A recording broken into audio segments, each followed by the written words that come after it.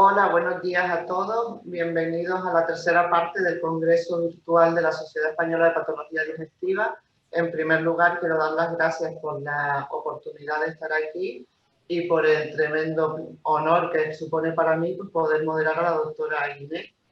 Pues ya, sin más, está siendo todo un éxito de participación este congreso, esta forma de reunirnos, y ya sin más, pues ya les dejo con la doctora Inés para que nos va a hablar de las guías clínicas en endoscopia digestiva, realmente útiles y necesarias.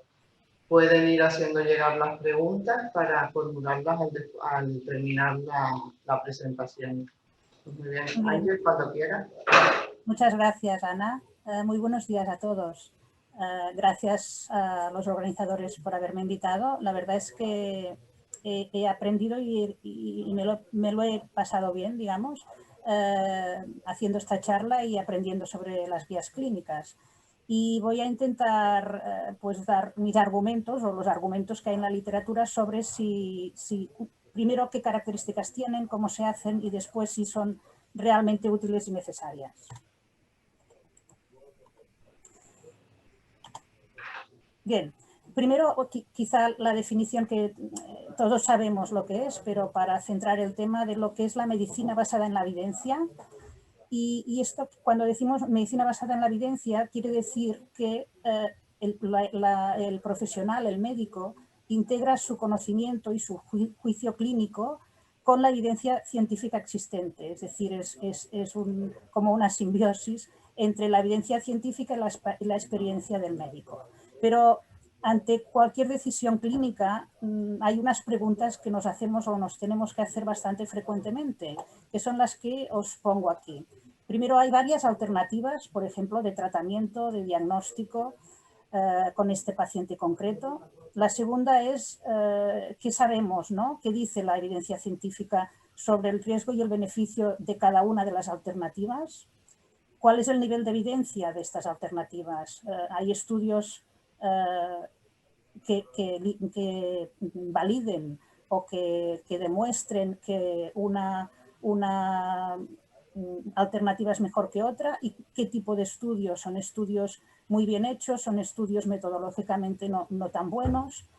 Luego hay otro tema, que es que a lo mejor la decisión que tenemos que tomar puede o debe estar influida por otros parámetros, digamos, en relación al mismo paciente, la edad, el sexo, la raza, si hay comorbilidades y también, ¿por qué no?, si hay distintos tratamientos, cuál prefiere el paciente, ¿no? Y finalmente, también es importante tener en cuenta si existen circunstancias económicas, sociales u otras que puedan afectar los resultados de lo que del tipo de manejo que hemos decidido. Bueno, evidentemente todo esto es muy difícil hacerlo solo y más en la medicina actual que es tan especializada y por tanto necesitamos algo que nos ayude a tomar la mejor decisión. Y para esto digamos, empezaron a redactar hace ya muchos años las guías de práctica clínica, porque estas guías, digamos, que aseguran cumplir unos estándares de calidad que nos hacen mucho más fácil saber que lo que estamos decidiendo es lo mejor para el paciente. Y estos estándares de calidad que tienen que cumplir las guías clínicas son la transparencia, en cuanto a composición del grupo redactor, pues son grupos multidisciplinarios que están equilibrados en cuanto a especialización de cada uno de sus componentes. Hay unos estándares de conflictos de interés en el sentido de ausencia de conflictos de interés que puedan afectar pues, lo que se recomienda. Sabemos que se ha buscado la mejor evidencia científica para las recomendaciones, que estas están redactadas muy específicamente, que ha habido una revisión externa y finalmente, y muy importante, que se ha actualizado la evidencia sobre la que se basa la recomendación. Por tanto, evidentemente, la guía clínica cumple con unos requisitos que nosotros como individuos pues, difícilmente podemos abarcar. ¿Y cuál es la definición de guía clínica? Pues más o menos lo que he comentado es un documento que incluye las recomendaciones para optimizar el manejo de los pacientes de una determinada enfermedad o también de una técnica. Hay guías clínicas en cuanto a técnicas, aspectos técnicos, no solo a indicaciones. Y estas recomendaciones se basan en la evidencia científica de más alto nivel y en la valoración de los riesgos y beneficios de las alternativas que existen. Entonces, para que una guía clínica tenga calidad, que no todas las guías clínicas tienen el mismo grado de calidad, y eso es una cosa que hay que aprender, porque a veces decimos, esto lo pone una guía clínica, bueno, pero si lo encuentro raro, ¿no? ¿Qué tipo de guía es? ¿Dónde se ha hecho? ¿Qué explican de evidencia científica? Y a lo mejor podemos hacer una crítica de una recomendación de una guía, ¿no? O sea que no todas tienen la misma calidad. Es un poco aquí repetitivo, pero es lo que quiero realmente resaltar, que tiene que estar basada en evidencia de alto nivel, y ahora vamos a ver en otra diapositiva cuáles son los niveles de evidencia. El panel multidisciplinario de expertos, cosa que como individuos evidentemente no podemos sustituir. Luego hay que considerar subgrupos importantes de pacientes, que los hay, y también de preferencias, como os he comentado, del paciente, si es que lo consideramos apropiado. Las guías tienen un proceso de realización que minimiza las distorsiones y los sesgos. Están explicadas de forma clara y concisa, y la relación entre las opciones de manejo y de los resultados queda muy clara, ¿no? Y proporcionan también, uno sabe con qué nivel de evidencia y grado de recomendación se hace la recomendación sobre en la que estamos interesados, ¿no? Y lo que he comentado antes, al final, pues se van actualizando, porque evidentemente una recomendación basada en un tipo de evidencia al cabo de 5 años puede ser totalmente anticuada, y puede ser totalmente la inversa, otra decisión completamente diferente. Hay una serie de fases para la elaboración de una guía de práctica clínica. Evidentemente, primero aquí no está puesto, pero es, digamos, localizar temas, sean enfermedades, sean técnicas de actualidad, que a lo mejor no tienen guía clínica hecha porque son entidades relativamente nuevas, o bien que hay una gran demanda, digamos, de información acerca de algún tema que no está recogido en una guía clínica. Esto es lo primero que hay que detectar, cuáles son los temas que se beneficiarían de tener una guía clínica. Luego, el alcance y los objetivos, evidentemente. Luego hay que pensar en qué grupo va a elaborar la guía, como os he comentado. Por ejemplo, una guía sobre esófago de Barrett, que luego hay un ejemplo, pues tendrá que tener, el comité o el grupo que elabore la guía, tendrá que tener patólogos, evidentemente, tendrán que tener digestólogos, tendrá que tener endoscopistas, tendrá que tener a lo mejor pues algún oncólogo por si se tiene que tomar una decisión sobre un Barrett con neoplasia, etc. Luego se formulan más preguntas clínicas, y las preguntas se hacen en base a, ya también lo comento después, lo veréis, a un sistema que se llama PICO, y estas son las preguntas que se van contestando y que al final componen toda la guía clínica. Luego hay que buscar la evidencia científica en el PubMed, en el Cochrane, etcétera. Esto tiene que quedar claro en la guía dónde se ha buscado, y se tiene que ver el grado de evidencia, y normalmente hay diferentes graduaciones o scores. El que se utiliza más es este que se llama GRADE, que también lo vemos ahora enseguida. Hay que hacer luego la evaluación y síntesis de la literatura, escribir las recomendaciones. Si se hace bien, tiene que haber unos revisores externos, y luego ya puede editarse la guía. O sea que es un proceso complejo que lleva mucho trabajo y que implica bastantes profesionales. El lenguaje tiene que ser claro y conciso, y las recomendaciones sin ambigüedades, porque evidentemente si queremos que nos ayude y las recomendaciones que se puede hacer esto y se puede hacer lo otro, pues tampoco nos ayuda hasta el punto que nosotros necesitamos. Y otra cosa que interesante es que hay muchos temas, por ejemplo, y en endoscopia, quizá porque es mi área, ¿no?, de conocimiento. No sé si en otras áreas seguramente también, pero en endoscopia muchas veces no hay evidencia de alto grado. No hay muchos estudios aleatorizados, comparativos, hay mucho estudio retrospectivo, etcétera, y por tanto puede ser que no haya evidencia de alto grado para hacer una recomendación bien concreta. Entonces, según muchas sociedades y muchos autores, quizá no se pueda elaborar una guía clínica y es mejor hablar de un consenso o un documento de posicionamiento o incluso ponerlo en un apéndice de una guía, digamos, que se pueda construir con más evidencia. O sea que no sobre cualquier tema se puede hacer una guía clínica, depende de la literatura que hay, evidentemente, sobre ello. Perdón. Entonces, lo que os he comentado, que las preguntas se formulan con este sistema de PICO. PICO es la abreviatura de pacientes, intervención, comparación o control y outcomes. Por ejemplo, paciente, ¿qué sería? Pues la población, según la pregunta que hagamos, ¿no? O lo que queramos contestar, los estadios de la enfermedad, los grupos de edad, o sea, lo que queremos analizar. La intervención es, pues si damos un tratamiento, si hacemos una prueba diagnóstica. La comparación es cuando hay, por ejemplo, es un estudio controlado y versus placebo o versus una intervención versus otra intervención. Y los outcomes son, pues, supervivencia, eficacia en cuanto a, digamos, a mejorar la sintomatología, pronóstico, y si son técnicas diagnósticas, sensibilidad, especificidad, etc.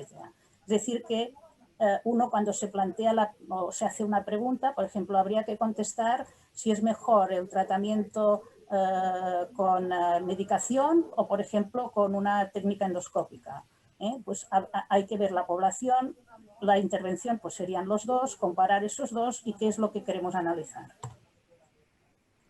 Y aquí lo que os he comentado del grado de evidencia científica, que seguro que todos lo sabéis, pero bueno, para recordarlo un poquito, la escala más utilizada es esta que se llama GRADE, que viene de Grading, Recommendations, Assessment, Development and Evaluation System.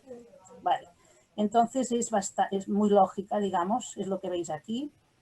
La evidencia más alta es la que procede de metaanálisis de ensayos clínicos aleatorios, es decir, no todos los metaanálisis tienen el mismo grado de evidencia. Hay metaanálisis que incluyen, por ejemplo, solo un estudio comparativo aleatorizado y lo demás son estudios retrospectivos o series de casos. Este metaanálisis tiene muy poca, digamos, nivel de evidencia científica. Entonces, por el hecho de que sea un metaanálisis o una revisión sistemática, tampoco necesariamente el grado es el más alto. Esto hay que tenerlo en cuenta. Pero cuando hay suficiente evidencia, o sea, que el metaanálisis está hecho sobre varios estudios controlados, aleatorizados, sobre estudios prospectivos, etcétera, pues entonces este es el mayor grado o mayor nivel de evidencia, que es el 1A. Luego, cuando la evidencia científica procede... Perdón, se oye un ruido en la sala, perfecto. Cuando la evidencia procede de no de varios, sino de un ensayo clínico, baja un pelín, el 1B. Esta sería una evidencia buena. Cuando la evidencia, pues, procede de estudios prospectivos, comparativos, pero, por ejemplo, que no están aleatorizados, evidentemente baja un poquito más, que sería el 2A. Cuando procede de un estudio que no es comparativo, pero que está bien diseñado, experimental, 2B. Y luego 3, cuando son estudios observacionales bien diseñados, por supuesto. Y la 4 es cuando ya es una evidencia basada solo en opiniones de expertos, etcétera, y que sería ya baja. Y entonces, según el tipo de evidencia que tenemos del tema, podemos establecer un grado de recomendación. Si la evidencia es buena, podemos recomendar de forma muy, digamos, intensa o una recomendación fuerte sobre qué es la A, sobre lo que estamos mirando, ¿no? Si la evidencia científica es regular, pues será un grado de recomendación B, y si es baja será un grado de recomendación C. No siempre, digamos, coinciden el nivel de evidencia y los grados de recomendación. A veces el grado de recomendación es alto porque se tienen en cuenta que coincide la opinión, por ejemplo, de todos los expertos, pero hay pocos artículos y no muy buenos sobre el tema, pues se pone, por ejemplo, alto grado de recomendación, pero con bajo nivel de evidencia. ¿De acuerdo? Normalmente, si el grado de evidencia es alto, la recomendación es alta, eso no falla. Pero si el grado de nivel no es tan alto, es regular, el grado de recomendación, a pesar de todo, puede ser alto. ¿De acuerdo? Y aquí, que no sé si lo veis muy bien, pero me pareció muy interesante, esto, como sabéis, la European Society of Gastrointestinal Endoscopy es muy activa, muchas sociedades lo son, pero la europea concretamente es muy activa en los últimos años en hacer muchas guías clínicas, en hacer documentos de posicionamiento, etcétera, y en uno de los artículos sobre esta actividad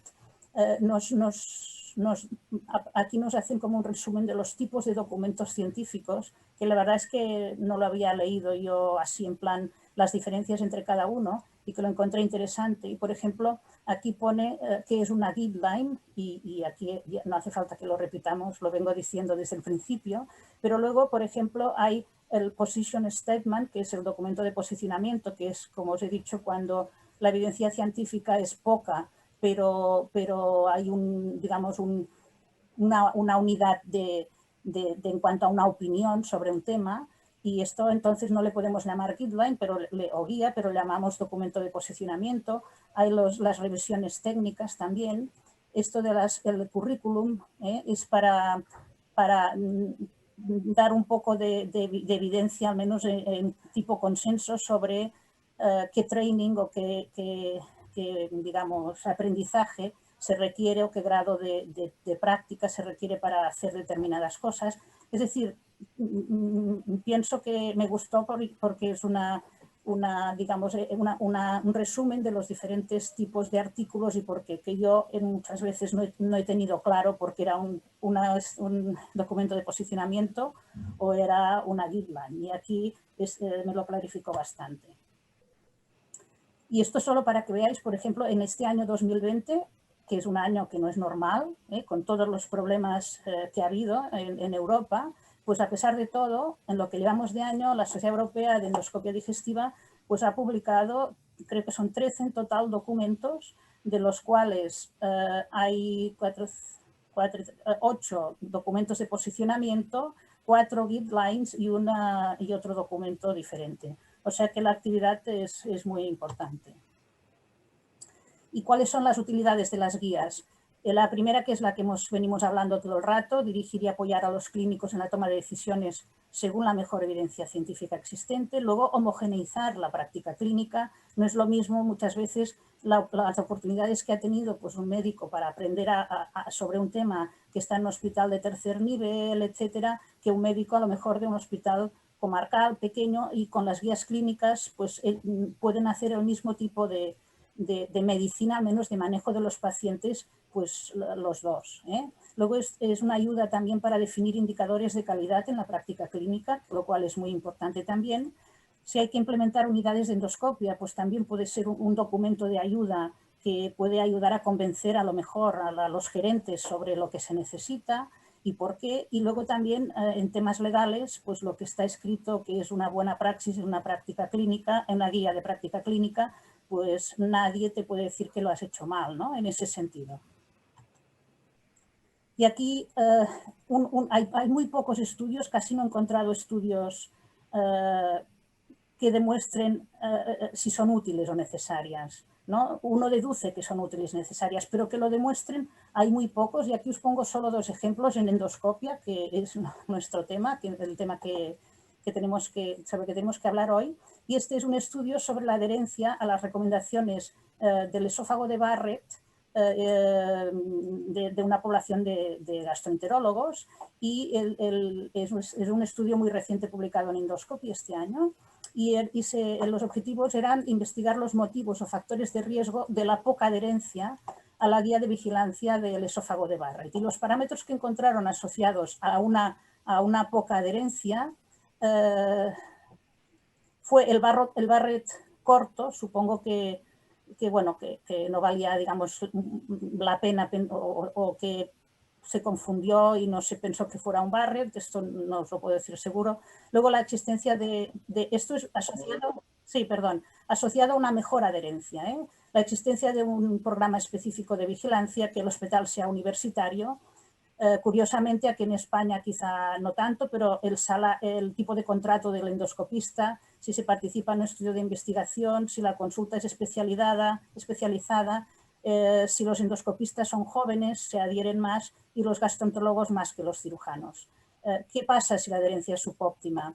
Pues que no se detecta tanto la displasia, aumentan los costes y carga, porque a lo mejor hay una neoplasia y hay una carga excesiva del sistema sanitario, y ellos proponen mejorar la evidencia científica para que la recomendación pueda ser mucho más segura de las guías y también monitorizar los programas de vigilancia. Y esta es otro ejemplo que es hecha por autores españoles sobre la adherencia a las guías de reflujo gastrointestinal por los gastroenterólogos españoles. Y acabo en un minuto, ¿eh? Y entonces aquí se cogieron 33 gastroenterólogos y 301 pacientes. La gastroscopia se indicó en el 40%. Y aquí vemos que en relación a las guías de práctica clínica se tomaron buenas decisiones en cuanto a la práctica de endoscopia, porque había síntomas de alarma en el 98%, que es lo que vemos aquí, pero se tomó una mala decisión en relación a lo que dicen las guías cuando se hizo sin signos de alarma debido solo a la edad, y esto pasó en el 33% de los casos en los que se hizo endoscopia. Y en cuanto al tratamiento, hubo buena adherencia en cuanto a las dosis de inhibidores de la bomba de protones, un 80%, pero había tendencia a una duración más larga en el 69% de casos, con lo cual la adherencia a la guía clínica no era del todo buena. Y las consideraciones finales, que estas son mías, es que las guías clínicas son útiles y necesarias. Seguro, esto para mí seguro. Probablemente deberían hacerse más estudios, porque he visto que hay muy pocos sobre la adherencia, y en caso de ser baja, pues estudiar por qué, y a lo mejor aumentar y diversificar la forma de divulgación de las guías. Esto diría, muchas diferentes acciones que uno podría hacer, pero en cualquier caso hay que valorar si hay que hacerlas o no, porque a lo mejor la adherencia es alta y no hace falta. Y luego también validar las recomendaciones según los resultados que hay en los pacientes. A lo mejor algo parece muy obvio, una recomendación, y luego en una serie larga de pacientes pues no se cumple lo que dice la guía. Y estos son estudios de validación que son súper importantes y tampoco se hacen muchos.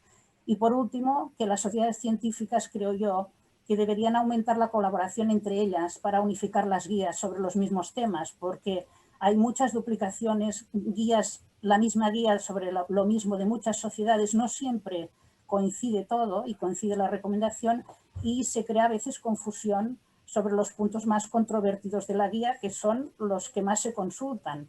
O sea que, pero esto requeriría pues aunar el esfuerzo entre varias sociedades implicadas y elaborar quizá una sola guía en lugar de 3 o 4.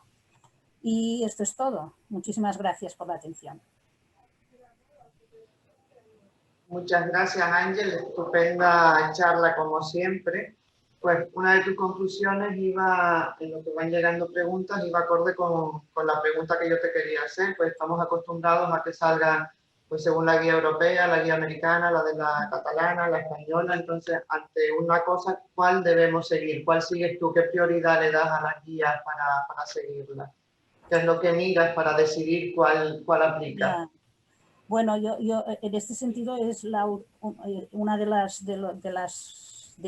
las consideraciones que he hecho al final, que a mí siempre pienso que porque hacen tantas guías de lo mismo, ¿no? A mí me gustaría encontrar una o dos guías y ya está, y que yo tuviera claro que tengo que usar aquella, ¿no? De todas formas, pienso que si hay que escoger, yo tiendo a escoger la guía europea, por ejemplo, o española. O sea, no escojo la guía, no siempre la guía americana, digamos, es totalmente aplicable en nuestro medio. Hay muchas diferencias puede haber muchas diferencias entre países en cuanto, por ejemplo, la raza. Por ejemplo, siempre en Estados Unidos, en todas las guías, las cosas de raza son muy importantes desde hace muchos años. Probablemente lo tendrán que ser en todos los países ya, pero era una cosa que los subgrupos de raza aquí en Europa en principio no nos interesaban mucho. Ya digo que esto tendrá que cambiar, ¿no? Pero básicamente coger la que se aplica más al medio donde yo estoy. Pienso que es lo lógico, a no ser que una esté mejor hecha que la otra, pero vaya, en principio todas las guías de sociedades tienen un mínimo de calidad y están bien hechas y por tanto, ya te digo, yo uso las españolas o las europeas básicamente.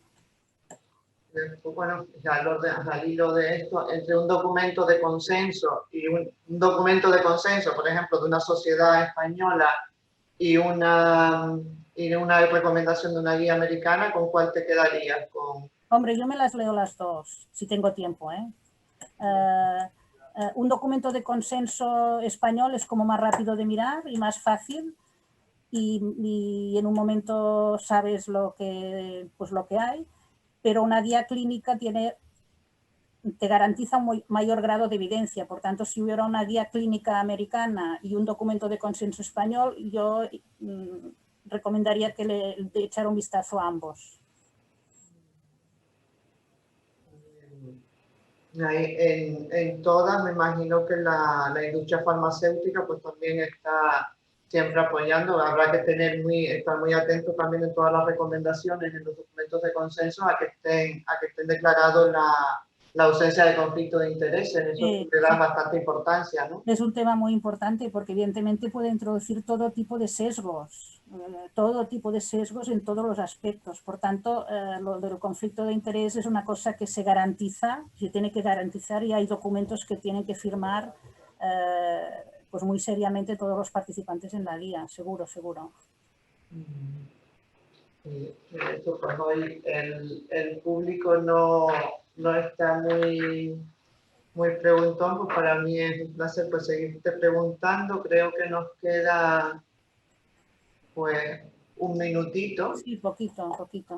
Sí, entonces pues la verdad que tampoco... ¿Sabes qué quería, Ana? Yo quería comentar algo que no he puesto y que quizá es el momento, ¿no? Sí.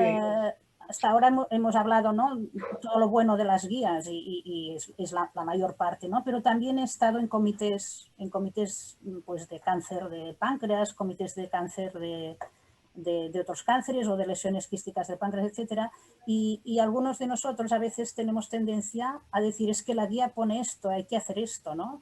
Entonces quería también resaltar que cada una guía tampoco es un dogma que haya que cumplir 100%, es una ayuda basada en evidencia, eso sí, pero que también a veces hay que tener muy en cuenta pues otros aspectos que a lo mejor no están incluidos en la guía, ¿no? Como que el paciente está súper estresado o obsesionado porque tiene una lesión quística del páncreas, por ejemplo, y la calidad de su vida es desastrosa porque solo está pensando en esto. Esto no sale en una guía, pero a lo mejor tenemos que tenerlo en cuenta a la hora de tomar decisiones, ¿no? Y es alertar un poco sobre que las guías están muy bien y tenemos que tenerlas en cuenta, pero que hay otros factores que también el médico tiene que considerar, yo creo, para atender lo mejor posible a sus pacientes. Eso también lo he visto en la práctica clínica y creo que es interesante pues, ponerlo aquí de manera, ¿no? que quede patente. Yo no sé a quién le oí que las guías están muy bien cuando tienes a muchos pacientes delante, pero que a veces cuando tienes solo a un paciente delante son mucho más difíciles de aplicar. Entonces, claro, bien claro. para la totalidad de la población, pero para la toma de un paciente en concreto hay que tirar más de sentido común que de guía. Exacto. O sea que yo diría guía clínica más sentido común, lo mejor. Sí. Sin sentido común tampoco. Pues sí. Pues yo creo que ya estamos en tiempo. Pues muy bien, muchísimas gracias. Espero que os haya clarificado un poco o os haya gustado como mínimo. A mí sí, seguro que a todos también. Pues que vaya muy bien el resto del congreso. Pues nada, pues muchas gracias, Ángel. Vale, hasta luego.